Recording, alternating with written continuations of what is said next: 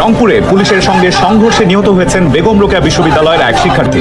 আজ মঙ্গলবার দুপুর 2:30টার দিকে এই ঘটনা ঘটে।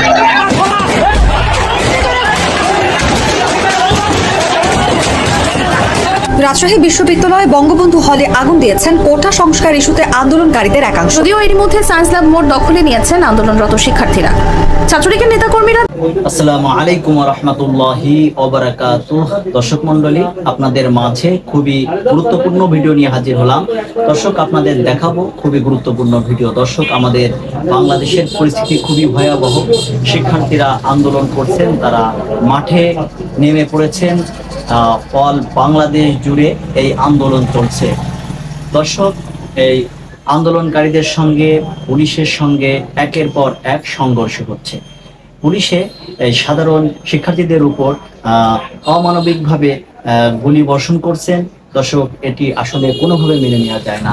যারা যে দাবির উদ্দেশ্যে মেনে নিয়ে আন্দোলনে নেমেছেন, পুলিশে কেন বাধা দিবেন? পুলিশকে আসলে এটা হচ্ছে আন্দোলনকারীদের কথা।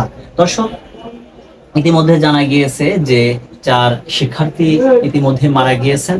দর্শক মন্ডলী, আমরা সম্পূর্ণ ভিডিওটি ধৈর্য করে দেখব যে বর্তমানে আমাদের বাংলাদেশের পরিস্থিতি কি এবং এই আন্দোলনকারীরা তাদের পরিস্থিতি কি, তারা দেশের অবস্থা বর্তমানে কেমন।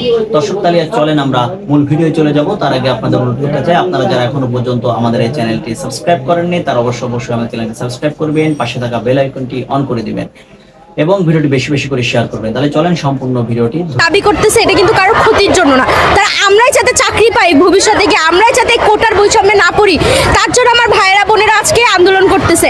এখন কালকে যখন আমার ভাইয়েরা বোনেদের উপর গায়ে হাত তুলছে, তো আমরা তো তখন বসে থাকতে পারবো না। তারা আমাদের জন্য করছে, আমরাও তাদের জন্য করব। আজকে আমাদের যে আন্দোলন, এখানে হচ্ছে কি তারা যে আন্দোলন করছে তার সম্মতি দিয়ে আমরা আজকে আন্দোলনটা করছি।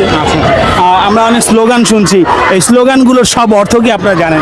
জি, আমরা নিজেরাই হচ্ছে কি হাতে বেছে বেছে কোন স্লোগানগুলো আমরা দিতে চাই, কালকে আমরা বসে এগুলো ঠিক করেছি। কারণ অনেক স্লোগান আছে, আবার যারা ব্যাপারগুলো নিয়ে জানে না তারা নিজ দায়িত্বে জেনে শুনে নিজে রিসার্চ করে এসেছে। কারণ আমরা এই অন্যায়টা দেখতে পাচ্ছি, আমরা বইয়ের পাতায় পড়ি যে সংগ্রামী হয়ে উঠতে হবে। কাজী নজরুলের কবিতায় যে বলি যে তোমার ছেড়ে উঠলে মাগো রাখতে হবে তবে, তো সেই কবিতাগুলো ছোটবেলা থেকে পড়ে আসছি। এগুলোর অর্থ এখন বুঝতে পারছি দেখে আজকে আন্দোলনে এসেছি। যারা অর্থ বুঝতে পারে না তারা আজকে আন্দোলনে আসে। আমাদের জনগণই কিন্তু আমাদের সরকার। সরকার একজন ব্যক্তি বা আমাদের সরকারকে আমরা কোনো আঘাত করে কিছু বলতে চাই না। আমরা আমাদের দাবি যে এই কোটা, আমরা যদি যুক্তি দেখি 56% যদি কোটা নিয়ে চলে যায়, তো আমরা যারা সাধারণ জনগণ আমরা কি করব? যখন আমাদের বাবা দাদাদেরকে রাজাকার বলছে, তো তখন তার আমরা থেমে থাকতে পারি না। আর এটাকে যে অযৌক্তিক কোটা বলছে, সে 1971 সালের আন্দোলনকেও কিন্তু অযৌক্তিক বলেছিল। কিন্তু এর ফলস্বরূপ যদি আমরা তখন অযৌক্তিক মেনে নিতাম, আজকের বাংলাদেশে সূর্য দেখা লাগতো না, আমাদের পাকিস্তান হয়ে আমাদের সূর্য দেখা লাগতো। আমরা ঝামেলার ভয়ে বা ঝামেলা কি আছে কিনা তা খুঁজে খুঁজে দেখছি না। আমরা আমাদের আন্দোলন করতে এসেছি, আমরা আমাদের দাবি জানাতে এসেছি, সেটাই করছি। স্কুল থেকে কোনো চাপ? আমাদের কোনো স্কুল থেকে চাপ দেয়নি। যারা আপারা জেনেছেন, খুব খুব খুশির বিষয় যে আপারা আমাদেরকে বাধা দিচ্ছেন না, আমাদের ব্যাপারে কোনো কিছু না বলে বাধাটা দিচ্ছেন না। আজকে আমাদের প্রিন্সিপাল আপা বের হয়ে যাওয়ার সময় বলেছেন যে তোমরা নিরাপদে বাসায় যাও। কেউ আমাদেরকে বলেনি যে তোমরা যেটা করছো অন্যায়। কারণ আমরা সবাই জানি যে কোটা সংস্কারের আন্দোলন এটা একটা যৌক্তিক আন্দোলন এবং আমরা আমাদের দাবি ফাইনালি এটা ফল নিয়েই বাসায় যাব। আমাদের অভিভাবকরা আমাদেরকে সাপোর্ট করছে, কারণ আমাদের অভিভাবকরা আমাদের ভবিষ্যতের কথা চিন্তা করেই বলছে। এখন হয়তো অনেকে বাবা মা ভয় পেতে পারে যে আন্দোলনে গেলে তারা ব্যথা পাবে, কিন্তু আমাদের বাবা মার বিশ্বাস আছে যে এই মেয়েকে আমরা এইভাবে কিভাবে হয়ে বড় করেছি, সে নিজের নিরাপত্তা এবং তার আশেপাশে মানুষের নিরাপত্তা বুঝে যেটা সঠিক সেটাই করবে। তো আমিও বাসায় আমার বাবা মার পারমিশন নিয়ে এসেছি।